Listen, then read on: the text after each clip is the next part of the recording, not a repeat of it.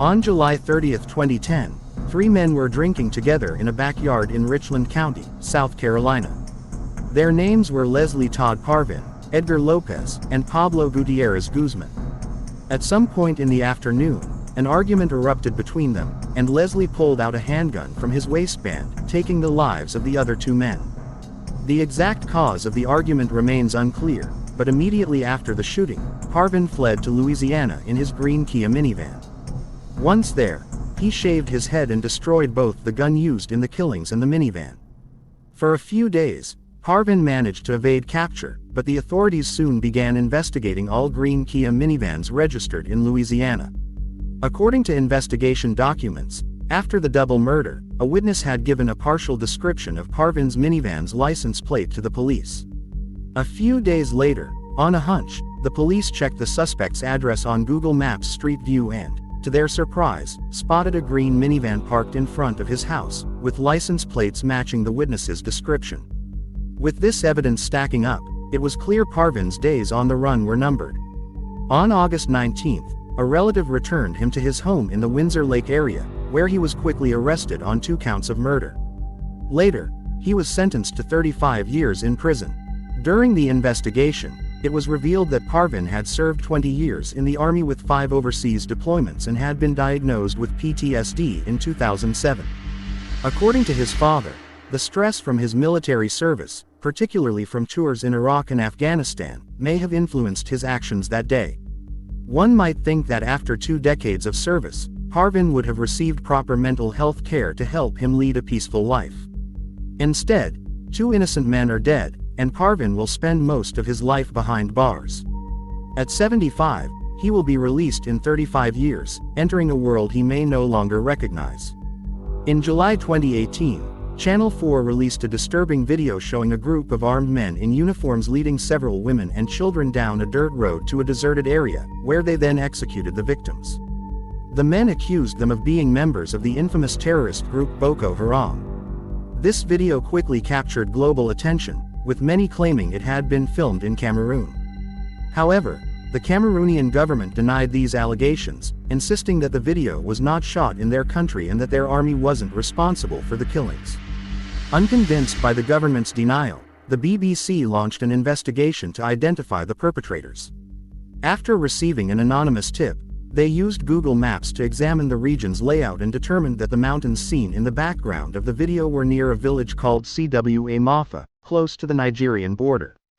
Using Google satellite imagery from previous years, they pinpointed that the incident occurred between March 20 and April 5, 2015.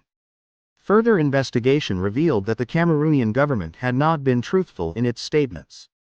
For instance, the government claimed their army didn't use the types of guns seen in the video, but BBC research showed the weapons were Serbian-made Zava M21 rifles, which are used by the Cameroonian army. Additionally, other details, such as the uniforms worn by the armed men, matched perfectly. A month after the government's initial denial, they updated their statement, acknowledging that 7 members of the army were under investigation. When the BBC shared their full findings with the Cameroonian authorities, the country's Minister of Communication confirmed that the soldiers were arrested, disarmed, and under investigation. In a subsequent statement, the government released the names of the soldiers, and the BBC confirmed that some of them were indeed the men seen executing the women and children in the video. In 2020, 4 of the soldiers were sentenced to 10 years in prison for their involvement in the murders, while a 5th received 2 years for filming and distributing the footage. The other 2 soldiers were acquitted. It's shocking that these men were able to commit such atrocities and only received limited sentences, but at least they are being held accountable, thanks to a meticulous analysis of the video against satellite imagery. Between 2010 and 2011, 11 bodies were found near Gilgo Beach on the south shore of Long Island, between Nassau and Suffolk counties. Most of the bodies belong to female escorts whose lives had been taken as early as 1993. However, it wasn't until 2023 that authorities arrested Rex Hoover, a 60-year-old architect and father of 2, and connected him to the crimes through DNA evidence, cell phone records, and the link between his Chevy Avalanche and the murders. After his arrest, Rex was charged with the deaths of 4 women, and later, 2 more were added when DNA evidence tied him to those crimes as well. Disturbingly, Investigators found that he had used several burner phones to conduct thousands of searches related to his crimes.